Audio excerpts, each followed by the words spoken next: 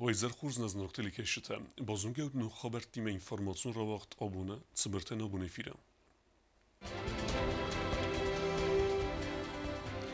Подсаха десарглавак Бибелт Анатолий интервью ратта телеканал «Россия-24». Сатаменесте президенту Невзерстата дека турмат саттагенен кустата.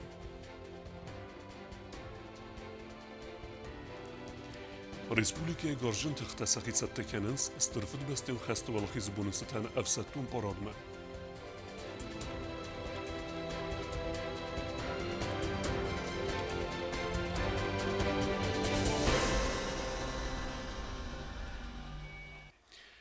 Президент Бибелт Анатолий интервью ратта телеканал «Россия-24» дзерцед Андар Амендар Ахшак Форстатала. Здравствуйте. Вот на днях вы снова повторили свой тезис о том, что во втором туре президентских выборов гражданам Южной Осетии нужно будет выбрать между двух идеологий. Расскажите подробнее, что вы имели в виду и что это за идеологии? Ну, я уже говорил об этом. Действительно, это две идеологии. Первая идеология – это разделяется еще на два направления. Это получается вхождение в состав Российской Федерации и идеология закона. Вторая идеология, считаю, что это определенно беззаконие и не вхождение в состав Российской Федерации. Всего лишь вот эти два направления, которые, конечно же, необходимо будет выбрать народу Республики Южная Осетия. То есть настолько радикально? Настолько радикально, да. Скажите, какая обстановка в республике в канун второго тура? В первую очередь, как вы оцениваете настроение избирателей? Ну, здесь хочется отметить, что первый тур выборов прошел очень спокойно. Могу сказать, что за все время выборов, которые проходили в Республике Южная Осетия, 10 апреля, то есть первый тур выборов, он прошел абсолютно без единой жалобы в Центральную избирательную комиссию относительно нарушений каких-либо. Это подтвердили и те международные наблюдатели, которые были в Республике Южная Осетия. То есть обстановка на самом деле спокойная, кроме того, что иногда есть определенные сети социальные или люди, которые пытаются вот это все определенно создать какую-то напряженность. Но в целом я хочу еще раз отметить, что фактически обстановка сегодня спокойная, предвыборная кампания идет, как она должна идти. Ну и дальше уже будет мнение народа. Как они выскажут свое мнение, так и будут. Такие результаты и будут, в принципе. А вот этих людей, которые вы имеете в виду в социальных сетях, что это за люди? Есть понимание, какие цели они преследуют? Ну, они абсолютно разные, ведь всегда выборная кампания, где бы это ни было, проходила под определенным влиянием тех или иных и политических сил, и политических деятелей. И Южная Осетия в этом плане, конечно, не исключение, и как бы это закономерно. Конечно, определенное влияние есть и внешних сил, которые маскируются под никами, скажем так, юго-осетинскими, северо-осетинскими, российскими никами. Это тоже для нас не является таким секретом. В том числе, конечно, на социальные сети влияют и боты, которые создаются, в том числе и в соседней Грузии. То есть это все как бы естественные процессы, к сожалению, стали естественными процессами, но все-таки выборы есть выборы, и опять-таки тут уже мнение людей, насколько они будут под влиянием тех или иных ботов, тех или иных социальных сетей, которые будут, без сомнения, напрягать ситуацию. Важнейший вопрос, который в информационном поле в последнее время находится, перспектива проведения референдума о вхождении Южной Осетии в состав России. Прежде чем мы начнем обсуждать подготовку, расскажите, когда и почему в Южной Осетии назрел этот вопрос?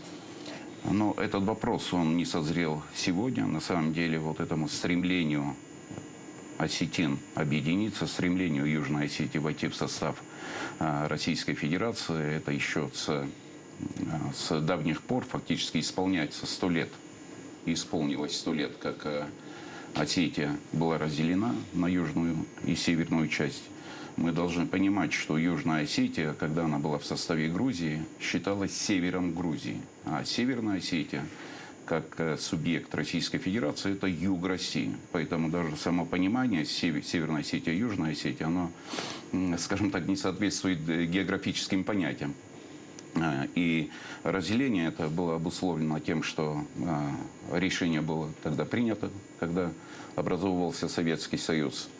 Дальше В 30-е годы было стремление Южной Осетии обратно вернуться в РСФСР.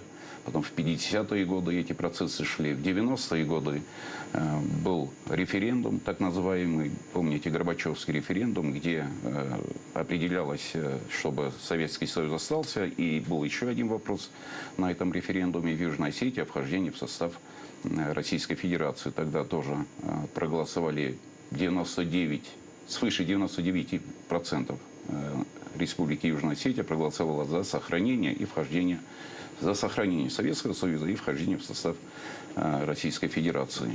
Но этот референдум, эти референдумы, они, скажем так, юридически были перечеркнуты референдумом 2006 года, где вопрос стоял о независимости Республики Южная Осетия. Поэтому здесь уже, конечно же, необходим юридический факт проведения референдума о стремлении Южной Осетии войти в состав, вернуться, вернее, в состав Российской Федерации. Как идет подготовка к референдуму? Есть ли какие-то юридические и социальные вопросы, которые необходимо решить перед волеизъявлением? Да, без сомнения, для того, чтобы провести референдум, соответствующие юридические шаги мы должны сделать. Эти юридические шаги сегодня делаются, начиная от сбора подписей, там, решения Верховного суда. И эти юридические шаги мы обязательно должны сделать. Почему? Потому что все должно, мы считаем, делаться именно на твердой юридической платформе, которые не будут нарушать и международное право. И это необходимо. Почему? Потому что Республика Южная Осетия – субъект международного права, и, соответственно, все должно быть именно в рамках международного права, в рамках тех законов, которые действуют на территории Республики Южная Осетия. Что касается перспектив проведения референдума, я правильно понимаю, если вы победите на выборах, то референдум будет 100% проведен, вы это гарантируете? Мы обязательно должны провести референдум. Этот референдум, он необходим для народа Республики Южная Осетия. Я считаю, что проведение референдума, оно показывает и отношение нас, южных осетин, к России, к тем событиям, которые происходят на сегодняшний день в мире. Я считаю, что это как раз прямое подтверждение и поддержки политики Российской Федерации, и поддержки того наката, который сегодня идет на Российскую Федерацию. Мы и есть Россия, мы должны понимать, что народ Южной Осетии Россию в принципе считает своей исторической родиной, как и все те другие народы, которые на сегодняшний день проживают на территории России. Расскажите, как сейчас выстраивается социально-экономическое взаимодействие Южной Осетии и России, и какие перспективы вы видите? Но на сегодняшний день фактически Республики Южная Осетия, та инвестиционная программа, которая есть и которая реализуется на территории Южной Осетии, она определяет как раз развитие социально-экономическое. Плюс ко всему мы с российскими коллегами проработали программу социально-экономического развития Республики Южная Осетия. Это очень объемная программа, которая обеспечит увеличение рабочих мест, программа, которая обеспечит увеличение собственных доходов Республики Южная Осетия, и программа, которая обеспечит как раз экономическое развитие нашей республики. Мы как раз это обсуждали сегодня тоже. Уверен, что у нас это все получится. Программа, она долго прорабатывалась, фактически 1,5 года мы прорабатывали с коллегами из Российской Федерации развитие социально-экономического характера, программу социально-экономического развития, и уверен, что у нас это получится. Вот приходит сообщение, что вы буквально только что встречались с Дмитрием Казаком. Можете рассказать подробнее, о чем шла речь?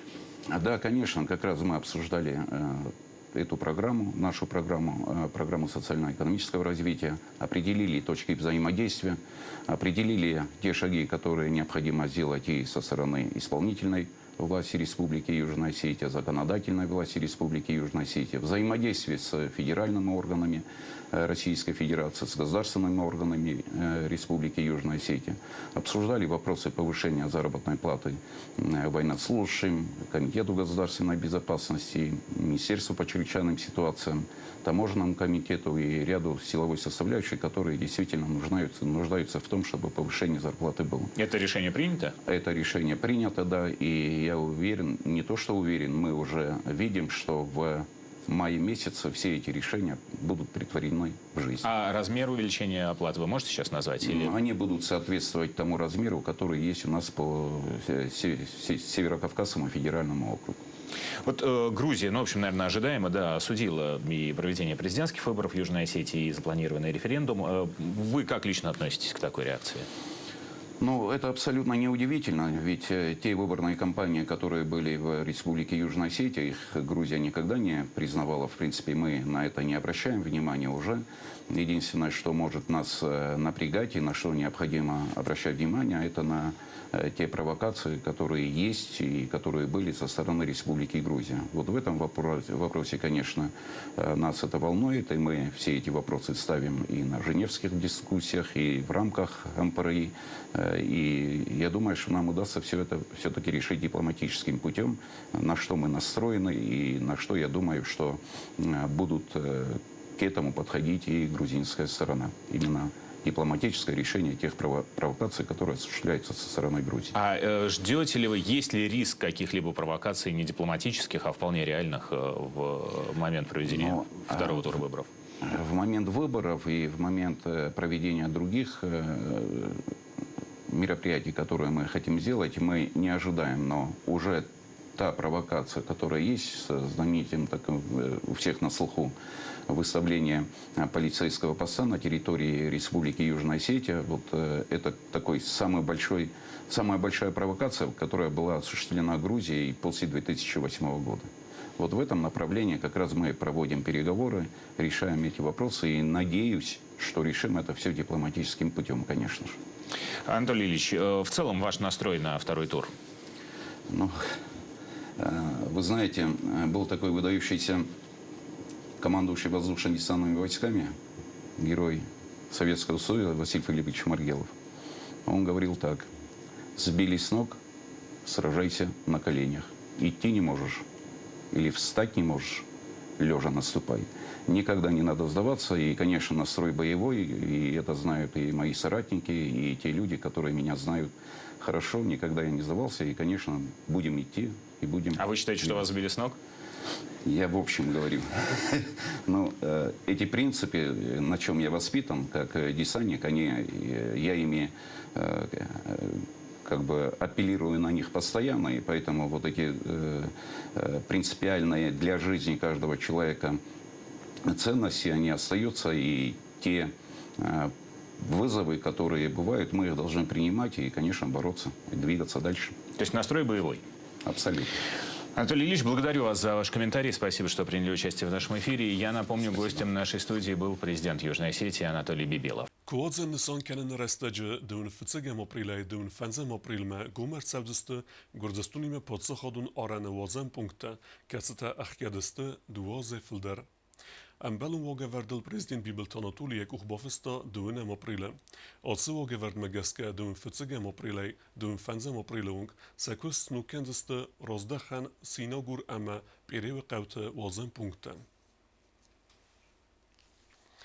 Юкори феста Республики евзорджета берекендисте бесте свинок президенте. Дун астем апреле вахдар саузен президенту невзерстете декактур. Хайц райсен дуе кандидате. Евзерстете азме цетегенен кустуазе централун евзарен комис. دونستم آپریل خوساری رستن و واقدر سوزن پریزیدنتون افزرستت دکاکتور افزرستت خادرایستن دوه کاندیدات افزارچ تفل درکی تخیص خلاص کتوی و دون پریزیدنت بیبلت آناتولی همه پارتین خاص سردار گاگلوی تالان افزرستت اتسال در بون راز در افزارم فادگوت افزارچ تمار ویتنس خوننگ خطتم و دونیس информации خلاص کنن بون رستگ مبنات 28 апреля, в день повторного голосования, нам всем предстоит сроком на 5 лет голосовать и избрать главу нашего государства. Принять участие в голосовании вы сможете на своем избирательном участке, где вы включены по месту жительства в список избирателей, либо же по месту фактического нахождения за пределами Республики Южная Осетия. За пределами территории нашей республики открыты 3 избирательных участков Российской Федерации. В городе Москве по адресу Курсовой переулок 9 и 2 избирательных участка в городе Владикавказ Один участок в здании Дворца культуры по улице Иристонская, 3, и второй участок в здании Дворца молодежи по улице Леонова, 2.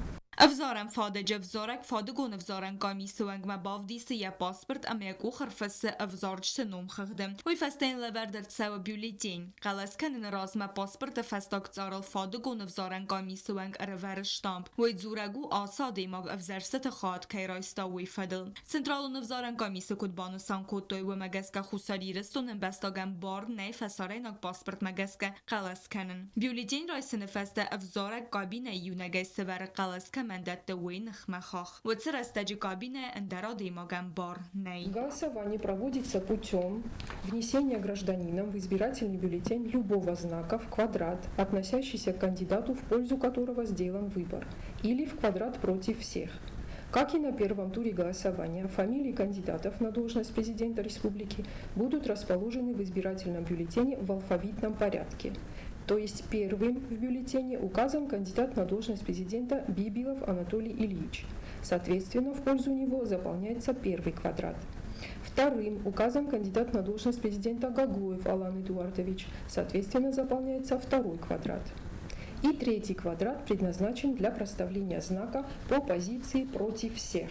На обратной стороне избирательного бюллетеня ставятся только подписи представителей с правом подписи от каждого зарегистрированного кандидата. Никакие записи или знаки избирателем на обратной стороне бюллетеня не производятся.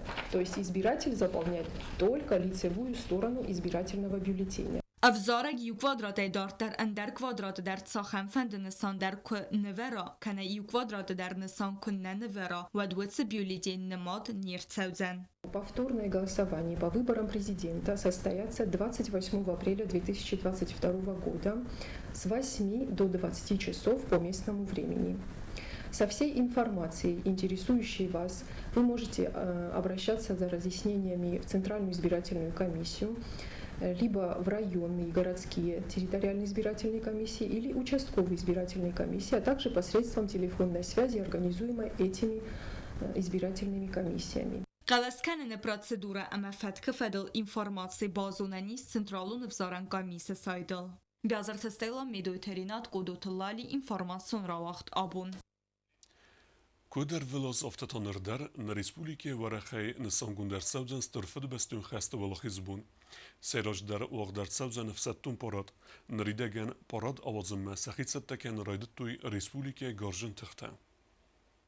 خوساری رستون سخی ستکن راید تو استرفده بسته و خسته ولاخیز بارادما افستون گارادوک پلاتسواق سدست رینیروف کاتا گارجن تخت گنرالون شتابر سرغلوک اینالار مایور ویکتور فیودورو سرغلودای بارادما ستکن خیادی سنت قاقن ناده میتقد تکت ولوت کنوورت یوستیسی مینیسترت آفتمات سپرم و رسیاگ افستون بازای افستون تم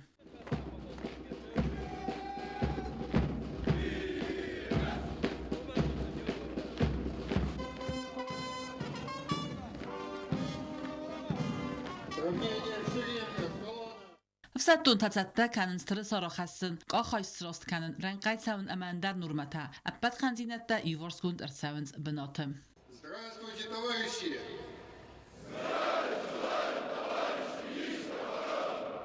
Поздравляю с праздником!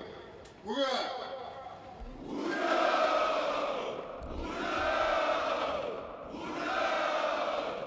باراد گنرال ریپتیسی آوازن فند کننز مای مای رایدیانه افسدتون باراد وقت در سوزن فراست مای جدرال و فضوات خواهد سرایستست فیستک قالونات اما افسدتون تکنیکم چه قطعیگینا کدستزارینا کدوتلالی انفرماسیون را وقت آبون آخه مدستنا بون خبرتم نرادو فیلم بلد میفیرم.